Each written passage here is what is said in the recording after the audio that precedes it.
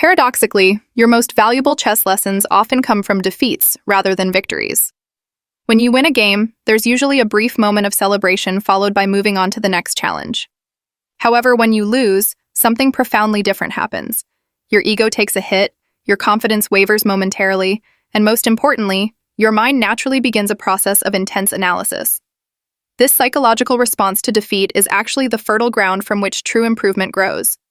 Similarly, when you face defeat over the chessboard, you're not experiencing failure. You're receiving personalized feedback about specific aspects of your game that require attention. Furthermore, losses have a remarkable way of highlighting pattern recognition gaps. Chess is fundamentally a pattern recognition game, and when you miss a tactic or fall into a positional trap, your brain registers this new pattern more vividly than if you had simply read about it in a book.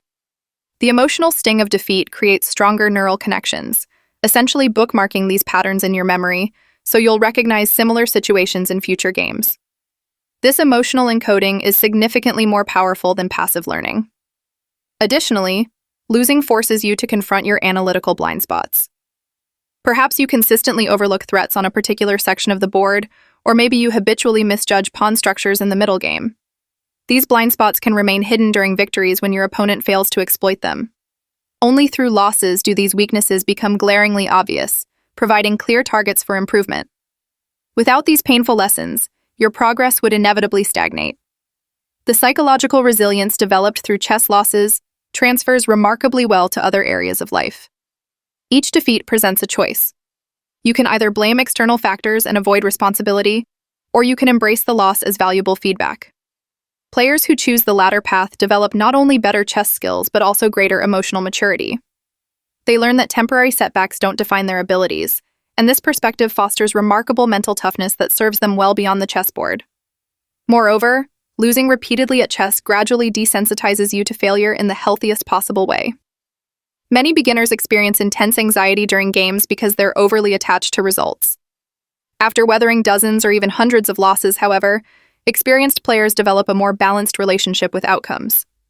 This reduced performance anxiety actually leads to clearer thinking and better decision-making during critical moments, creating a virtuous cycle where emotional regulation improves chess performance.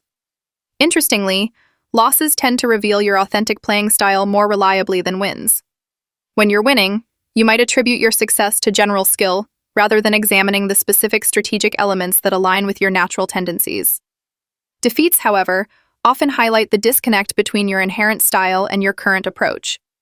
Perhaps you're a naturally tactical player forcing yourself into positional play, or vice versa. Recognizing this mismatch allows you to develop a more authentic chess identity, playing to your natural strengths while strategically addressing weaknesses. Additionally, chess losses serve as powerful motivation for deeper study. After a particularly painful defeat, many players experience a renewed hunger for improvement that drives them to analyze master games, solve complex puzzles, or review theoretical innovations. This heightened motivation might last for days or even weeks following a significant loss, generating substantially more deliberate practice than would have occurred after a victory. Consequently, the path of improvement often follows a pattern of loss, intense study, improvement, and then new challenges. Perhaps counterintuitively, losing can also enhance creativity at the chessboard. When your conventional approaches fail repeatedly, you become more willing to experiment with unorthodox ideas and innovative strategies. Many creative breakthroughs in chess opening theory emerged precisely because players experienced defeats using established methods and subsequently sought alternative approaches. This willingness to experiment and take calculated risks often leads to a more dynamic, unpredictable playing style that can unsettle even stronger opponents. Furthermore, losses against stronger players provide invaluable exposure to advanced concepts you might not otherwise encounter. When an experienced player exploits subtle positional weaknesses in your game, they're essentially demonstrating sophisticated strategic principles in action. These practical demonstrations are frequently more instructive than theoretical explanations. By losing to better players, you're effectively receiving personalized coaching that accelerates your chess development considerably.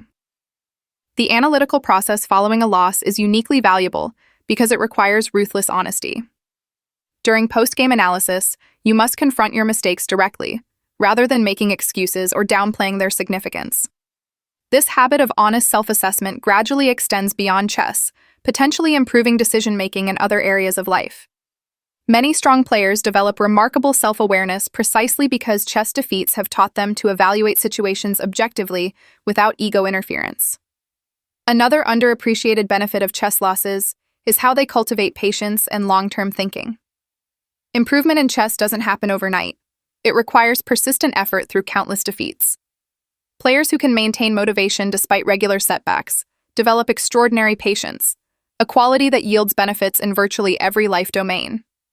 This patience manifests not only in their approach to chess improvement, but also in their in-game decision-making, where they become less likely to make impulsive moves out of frustration. Losing also teaches crucial lessons about resource management that victories sometimes obscure. When you're struggling in a difficult position, you must carefully husband your remaining assets, be they time, material, or positional factors.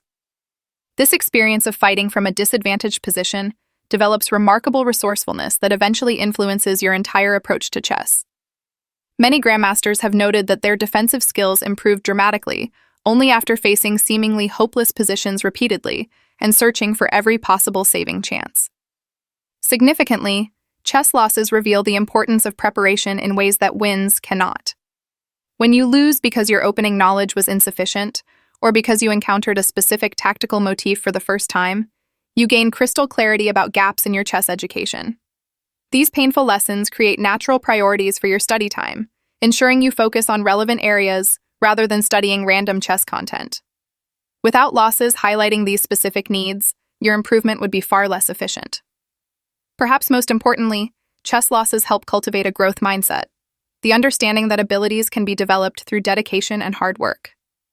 Players who view losses as learning opportunities rather than reflections of fixed ability tend to progress much faster. This perspective shift doesn't happen immediately. It develops gradually through the experience of bouncing back from defeats and witnessing tangible improvement. Eventually, the emotional sting of losses diminishes, while their instructional value remains fully intact. Additionally, losing at chess teaches invaluable lessons about managing cognitive and emotional resources during extended periods of stress. Tournament chess particularly requires maintaining focus and emotional equilibrium through multiple games, often following disappointing results. Players who learn to reset mentally after a tough loss develop exceptional emotional regulation skills that benefit them in countless high-pressure situations throughout life. This ability to compartmentalize setbacks and maintain performance represents one of chess's most valuable psychological lessons. Interestingly, chess losses also illuminate the crucial distinction between process and outcome. While the outcome of a chess game is binary, win or loss, the process contains countless decision points and learning opportunities. Players who focus exclusively on results miss these opportunities, while those who analyze their thinking process regardless of outcomes improve steadily. Eventually, this process-oriented approach leads not only to better chess, but also to greater enjoyment of the game itself, as improvement becomes its own reward independent of competitive results. Lastly, there's something philosophically profound about the role of losses in chess development. The game teaches us that setbacks aren't merely obstacles to success. They are essential components of success itself. No one becomes a strong chess player without experiencing hundreds or even thousands of defeats. Rather than viewing these losses as detours on the path to mastery, we might better understand them as the path itself. Every grandmaster's journey is paved with instructive defeats that collectively constructed their understanding of the game.